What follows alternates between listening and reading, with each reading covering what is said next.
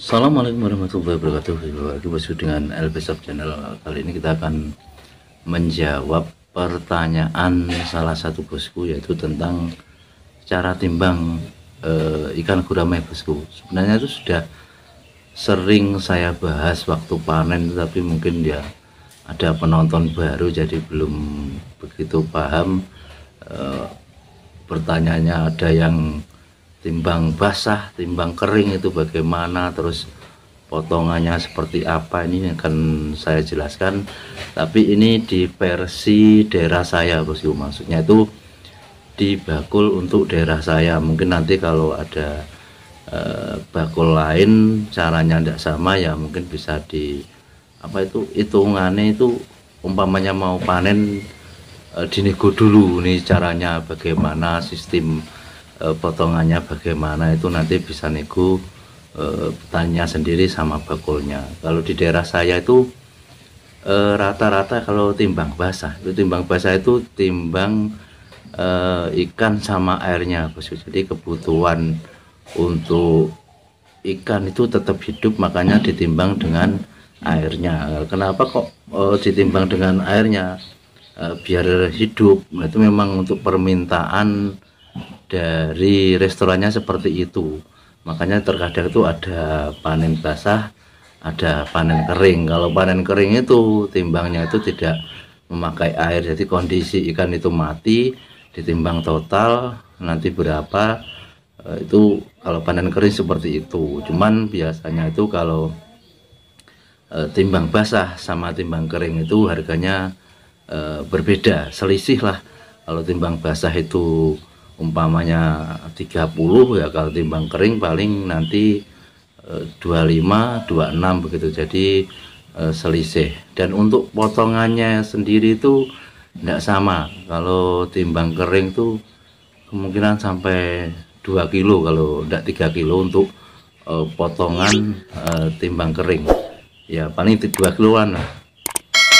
Mungkin nanti kalau ada teman-teman yang sudah pernah timbang kering bisa klarifikasi aja di kolom komentar. Soalnya di daerah saya itu jarang yang panen timbang kering. Rata-rata itu timbang basah, soalnya harganya itu memang jauh berbeda. Tapi terkadang itu kalau yang punya ikan kapasitas banyak itu, kalau nunggu timbang basah, panen basah itu ya paling ikan 10.000 20.000 itu ya nanti habisnya lama sekali. Makanya yang ingin cepat habis itu biasanya ditimbang kering. Jadi untuk ikannya itu bisa dibawa semua. Kalau timbang basah itu kan pengambilannya itu menurut kebutuhannya bos. Umpama hari ini cuman butuh 5 kental ya, nanti diambil 5 kental itu, dan itu pun ukurannya versinya itu ada piannya sendiri. Biasanya itu mulai ukur 3 on sampai ukur 7 on. Di luar itu biasanya belum bisa masuk. Kebetulan nanti pas kalau yang dicari 3 on sampai 4 on, nanti yang 5 on berarti ya diambil mungkin di lain waktu seperti itu. Kalau timbang basah untuk restoran lokal, beda lagi dengan untuk umpamanya di restoran Jakarta itu biasanya pengambilan malah 5 on ke atas sampai 1 kilo lah, 1 kilo kurang dikit.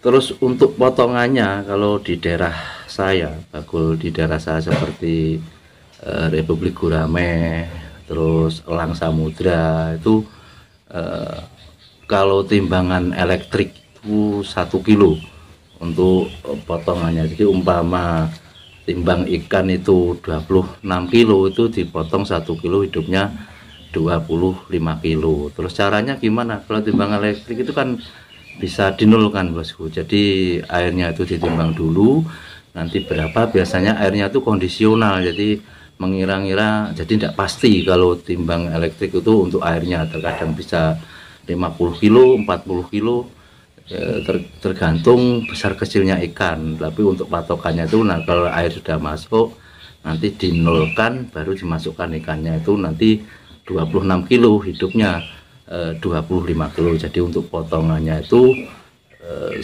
kilogram. Terus kalau untuk yang timbangan manual, mungkin ada yang timbangan gantung, Terus yang timbangan duduk itu untuk airnya itu rata-rata sama bosku. Jadi soalnya kan tidak bisa itu ngepaskan nanti mengenul nolnya lagi airnya kan tidak tahu. Jadi dibuat patokan kalau air itu dibuat 60 kg, nanti ikannya itu dimasukkan sampai biasanya itu 25 kilo itu kalau yang timbangan duduk. Kalau yang timbangan gantung itu malah bisa 28, bisa 30 kilo untuk sekali timbang. Kalau yang timbang duduk manual itu untuk ikannya 25 kilo.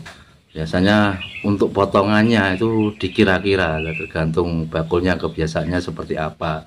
Kalau yang sudah-sudah itu biasanya kan ngemas, hening gitu, terus ditambah satu, itu hitungannya sudah ada 1 kilo lah kalau dihitung itu. Di intinya itu sama untuk potongannya. Yang timbang basah biar pakai elektrik maupun pakai timbangan duduk. Nanti kalau masalah semua itu kan terkadang itu bakul itu tidak sama bosku, antara bakul Nganjuk mungkin sama bakul apa itu Tulungagung. Makanya dulu kalau memang belum pernah panen nanti tanya dulu, umpamanya belum pernah diambil sama bakul ini, ya mending dinego dulu ini nanti potongannya berapa kilo kalau untuk pertimbangan. Terus satu timbangan tuh biasanya berapa kilo, itu dijelaskan saja di depan, daripada nanti pas mulai terus geger tidak cocok kan. Mending di awal itu sudah dijelaskan, kalau memang sepakat nego nanti baru bisa mulai. Jadi rata-rata kalau untuk potongannya timbangan basah itu yang jelas sudah kelihatan, itu yang pakai elektrik itu pasti 1 kilo kelihatan. Kalau yang duduk manual itu ya cuman kira-kira, yang jelas 1 kilo ada lah. Kalau tidak ada 1 kilo itu nanti malah bakulnya biasanya kurang. Jelas ya tetap ada 1 kilogram itu. Nanti kalau terkadang kan kemarin juga ada yang bertanya itu, kalau timbangan itu potongan 1 kilo bakulnya katanya tidak mau. Ya harusnya mau bosku, itu sudah menjadi peraturan pada umumnya. Tapi kembali lagi ke negonya, sekiranya bosku tuh dirasa berat nanti malah apa itu berkurang kilogramnya banyak, ya mending nego dulu. Kalau mau pokoknya ya potongan 1 kilo. Dengan potongan 1 kilo itu saja untuk bakulnya itu sudah dapat rapaksi lah bosku, istilahnya tambahan itu sudah lumayan. Katakanlah kalau kita itu nimbang satu truk itu rata-rata yang truk kecil itu kan 5 kental. Untuk 5 kental itu berarti itu membutuhkan 20 kali timbang. Kalau 25 per timbang berarti kalau 5 kental itu kan membutuhkan 20 kali penimbangan bosku. Nah, itu untuk rapaksinya yang 1 kilo itu kalau dikalikan 20 timbangan itu juga sudah 20 kilo. Jadi per satu kendaraan itu sudah rapaksi atau restannya dari petani itu sudah lumayan lah kalau dihitung. Itu bahkan kalau ngambilnya ada 6 apa itu kintal atau 7 kintal itu sudah ada randemen satu sak pakan kan cuma jadi 20 kilo. Makanya itu sudah menjadi patokan atau ukurannya umumnya seperti itu. Nanti kembali lagi kalau ada bakul yang tidak mau, mending sesuatu itu di nego di depan lah bosku. Jangan nanti waktu mulai ternyata gini kok gini ya, akhirnya geger malah nanti malah tidak jadi semua. Jadi sebaiknya kalau kita itu panen gurame, ini khusus yang benar-benar pemula bosku, yang belum tahu seluk beluk dalam penimbangan ikan gurame itu seperti itu peraturannya, dijelaskan dulu masalah metodenya. Kalau yang sudah petani lama itu jelas sudah tahu peraturan cara timbangannya juga potongannya. Jadi kalau antara timbang kering sama timbang basah itu memang tidak sama untuk potongannya dan juga di harganya.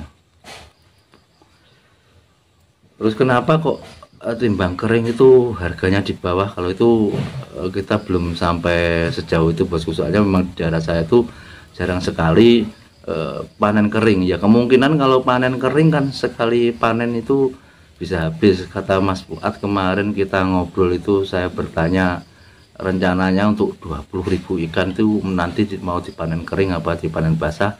Katanya ya kalau memang ingin cepat nanti tetap pakai metode panen kering biar harga selisih itu istilahnya itu nanti sekali angkat bisa 2 ton lebih gitu loh bosku. Tapi kalau panen basah itu mentok nanti kalau sekali ambil ya 5 kental 7 kental itu sudah banyak. Kalau panen basah biasanya itu kalau satu kolam umpama isi 3.000 ekor sudah habis 75 sak ya, asumsinya kan 1,5 ton itu nanti lah. 1,5 ton itu kalau dipanen basah itu nanti bisa 3 kali pengambilan.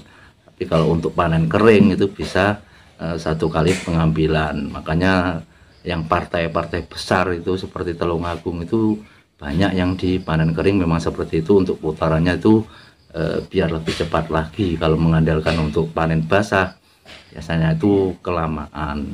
Mudah-mudahan sedikit video ini bisa menjawab pertanyaan bosku ya. Mungkin yang bertanya itu memang benar-benar pemula. Kalau bagi yang sudah pemain lama tentu sudah tahu tata caranya, tapi bagaimanapun juga setiap ada pertanyaan akan selalu kita jawab sebatas kemampuan saya, sebatas pengetahuan saya. Akhirnya mohon maaf atas segala kekurangan, kegelapan. Tetap semangat. Saya akhiri, assalamualaikum warahmatullahi wabarakatuh.